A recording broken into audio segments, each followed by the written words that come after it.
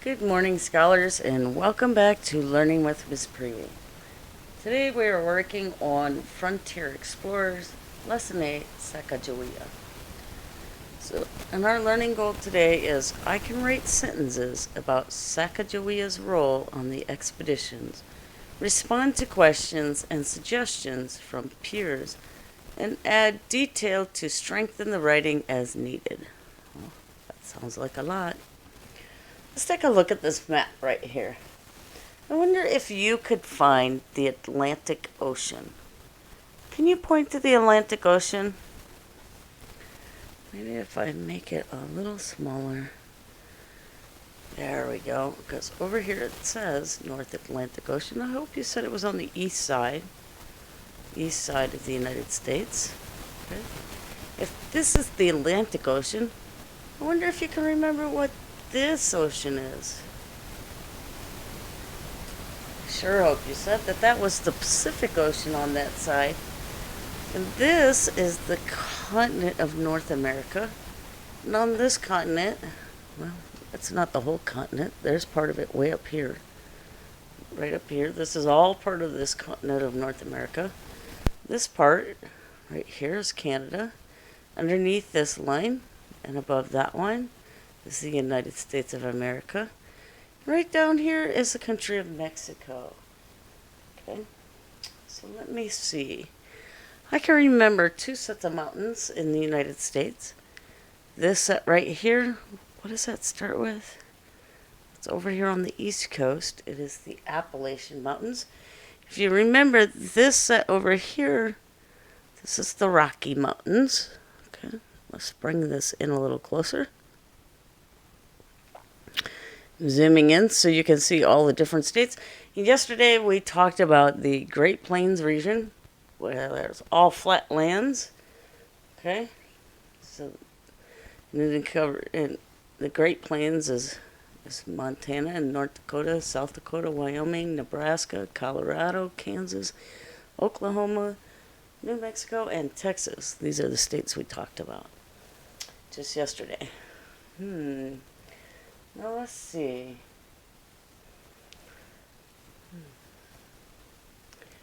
If we zoom this in, this little red dot right here happens to be on a river.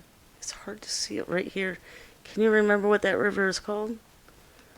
I know you said it was the Mississippi River. You are so smart. But the Mississippi River comes into contact with which river? Let's bring it in really close. Let's see if I can get this to come in super close. It's this one right here. I hope you said, well, that's the Missouri River right there. Good job. Okay, today's read aloud, though, takes place over here near the Rocky Mountains. Right here. Okay. And if you remember, President Jefferson asked Lewis and Clark to complete 3 tasks on their expedition. So let's think about those 3 tasks. Let's see if you can remember what this first task is. Right. This first task is him making friends with the Native Americans. That was the first thing he wanted him to do. Let me see. Can you remember what else he wanted him to do? Let me see if we can use these pictures to help remind us. All right, he wanted them to take the Missouri River to see if it goes all the way to the Pacific Ocean. We still don't know that. Did he make friends? Did they make friends with some Native Americans in our last story? They sure did. Have they made it to the Pacific Ocean? No, not yet. We're getting closer with the Rocky Mountains there. And here's this last picture to help us remember what the third task was. Right, he wanted him to collect some samples of plants and animals. Do you think they carried a bareback? I don't know. All right, very good. So there were not a lot of pioneer families who lived in the United States at the time that had gone into Louisiana Territory. So Native Americans had lived there for a very long time.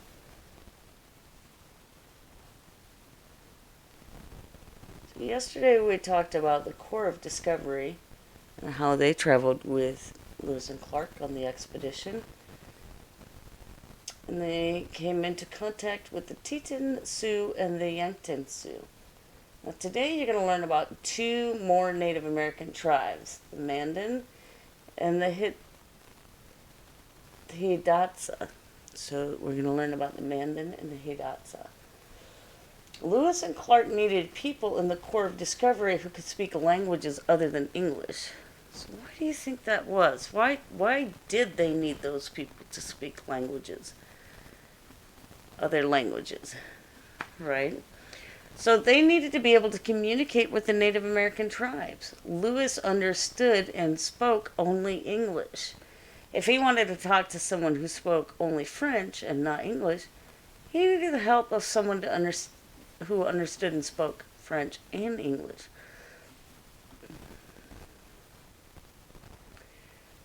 Like George Druryard, okay?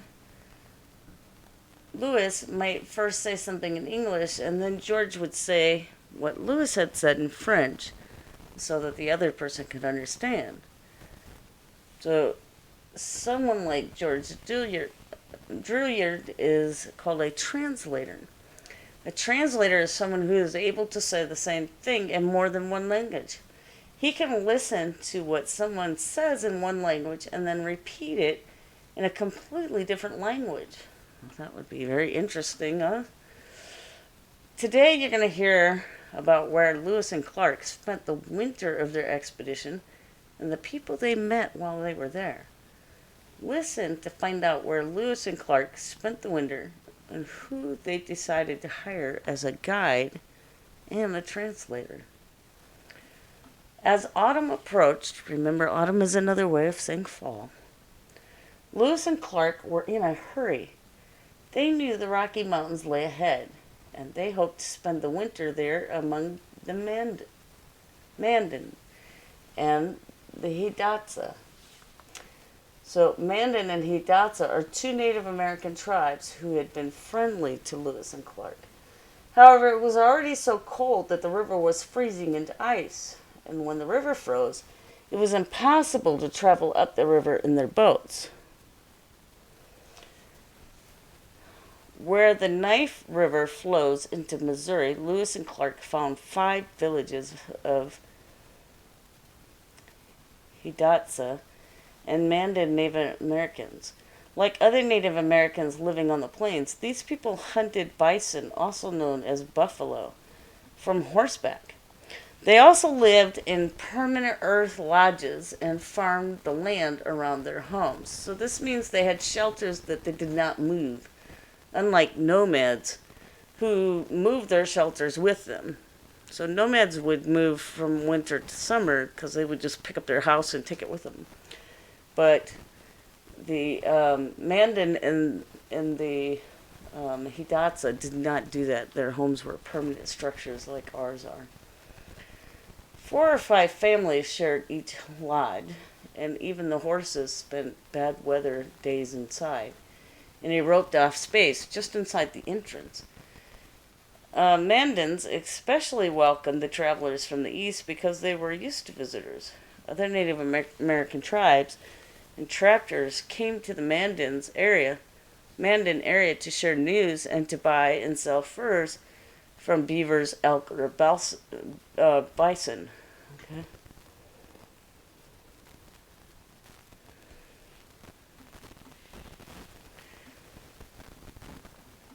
Across the river from one of the Mandan villages, the explorers built a wooden house and surrounded it with log walls 18 feet high for protection. So they made high log walls to keep them safe. The men of the Corps of Discovery called their winter homes Fort Mandan, named after the Mandan Native Americans.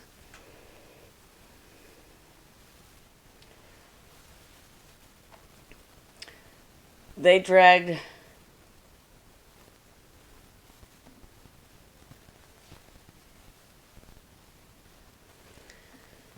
they dragged the pirogue onto the riverbank, but before they could move the Nile boat, the river froze around it. It took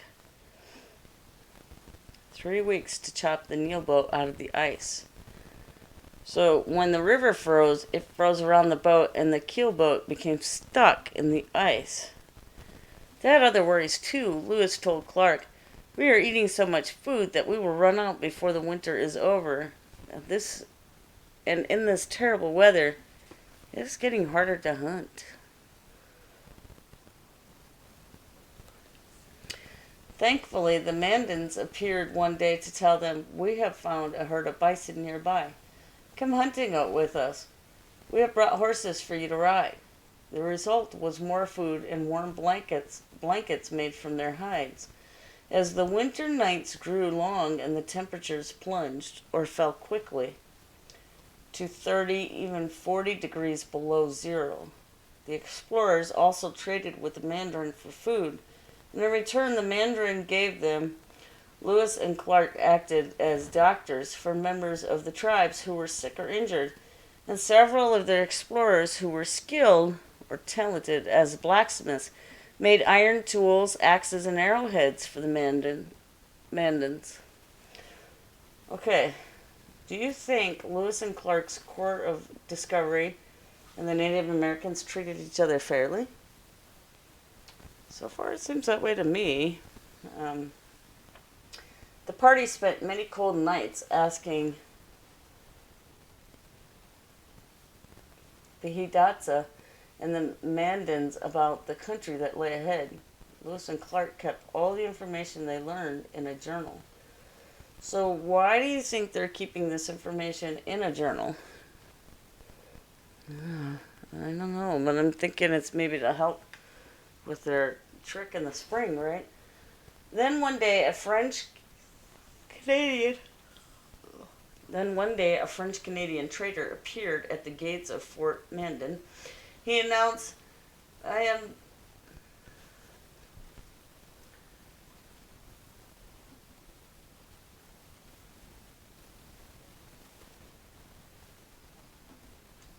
Toussaint Charbonneau.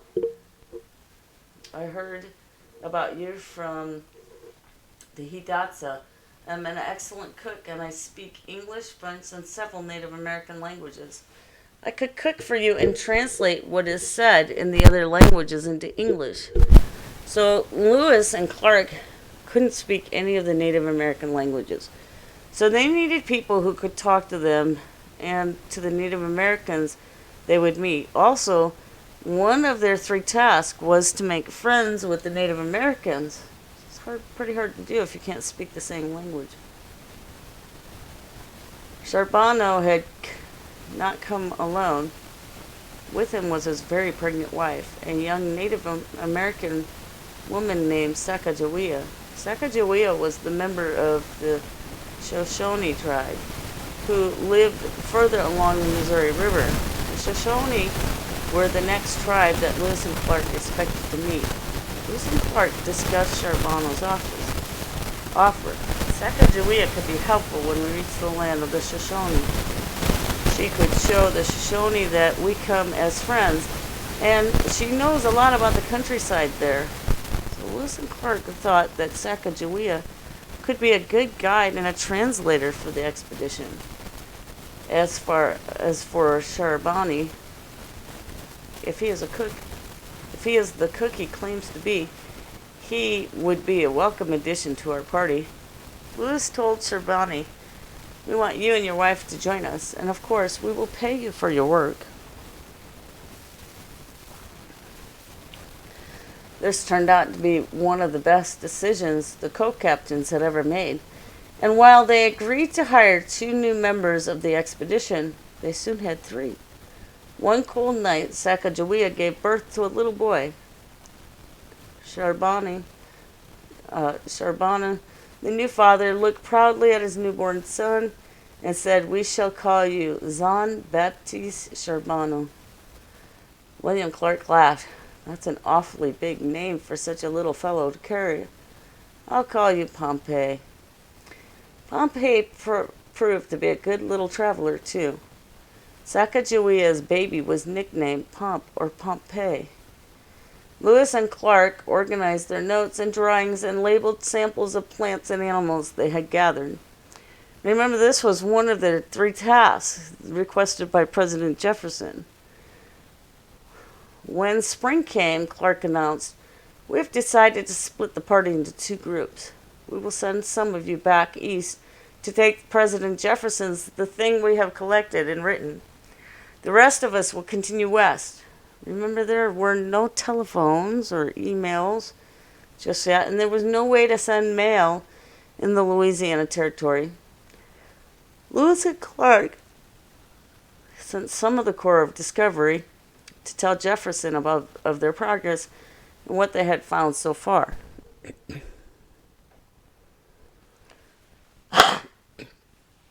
On April 7th, 1805, some of the party returned back east as planned.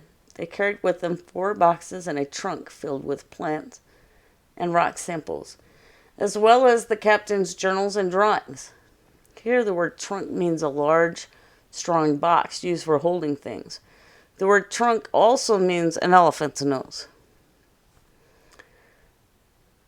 They also took with them some living animals, such as a magpie and a prairie dog. Magpie is a black and white bird that makes a lot of noise. Lewis told Clark, "I wish I could see President Jefferson's face when that magpie starts chattering away. The president will be mighty pleased, and he will be delighted with all the information in our journals and drawings."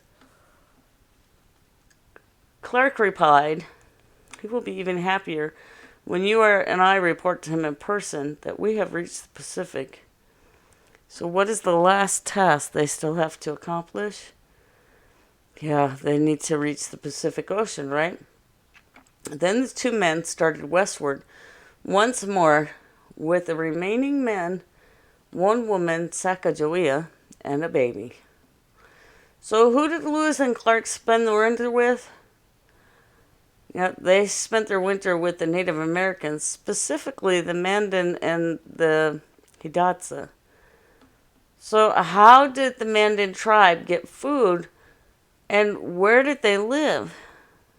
Right? The Mandan tribe, they hunted buffalo, they farmed, and lived in permanent earth lodges. When the river started to freeze, why did Lewis and Clark have trouble moving their boats through the water? They couldn't travel by boat through that ice, right? What kind of relationship did Lewis and Clark have with the Native Americans, as you learned about today? I think their relationship was pretty friendly. From what we learned today, they shared, they shared food and medicine, and the Native Americans kind of told them about what to expect as they continue westward. They helped cook food, and they also made tools, so it was good. So who was Sacagawea?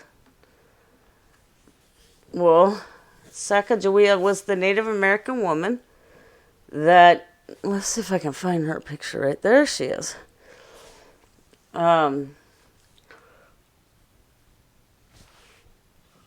Lewis and Clark hired them to help on the expedition. So how did Lewis and Clark think Sacagawea would be helpful? Well, they thought she could be a good guide and a translator for them. Why did they decide to split the group? Why did Lewis and Clark decide to split this group up?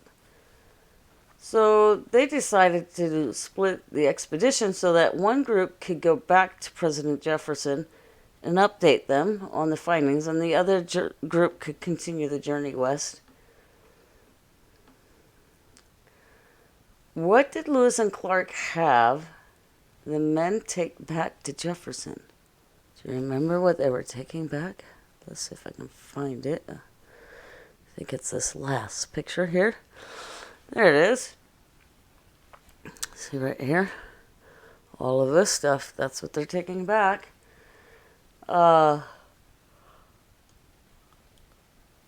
They took back plants, rocks, animals, journals, and drawings back to President Jefferson. Why did Lewis and Clark keep information in the journals? So they kept things in those journals to report back to President Jefferson about what was happening.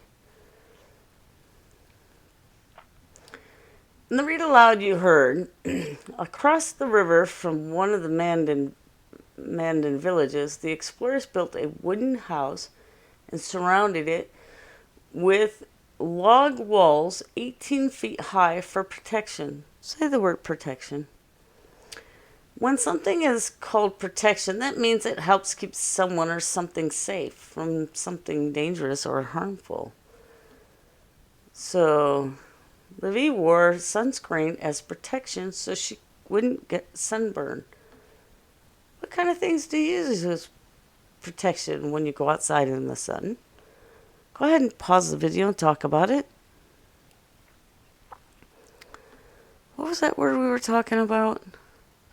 Oh, right, protection, right. And I hope you used the word protection when you talked about it and complete sentences.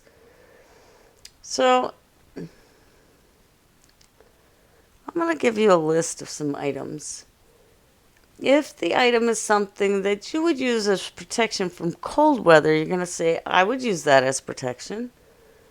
If it's something that you would not use for protection from cold weather, you're going to say, I would not use that as protection. So how about a coat? I would not use a coat as protection from cold weather. How about a bathing suit? I'm sorry. That was very wrong. A coat I would use as protection against cold weather. Sorry if that was confusing. Now how about a bathing suit? I would not use a bathing suit as protection from cold weather. How about a hat? I would use a hat as protection from cold weather. How about gloves?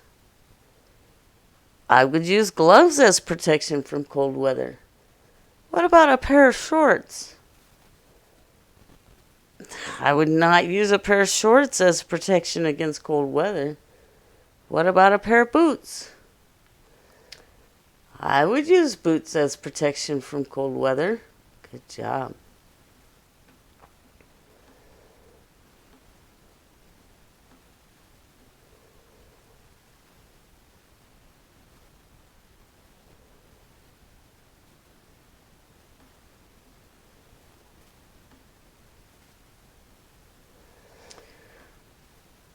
Thank you for joining me today as we listen to Frontier Explorers story or lesson 8, Sacagawea. I look forward to seeing you tomorrow when we read about red cedars and grizzly bears. Until then, have a great day.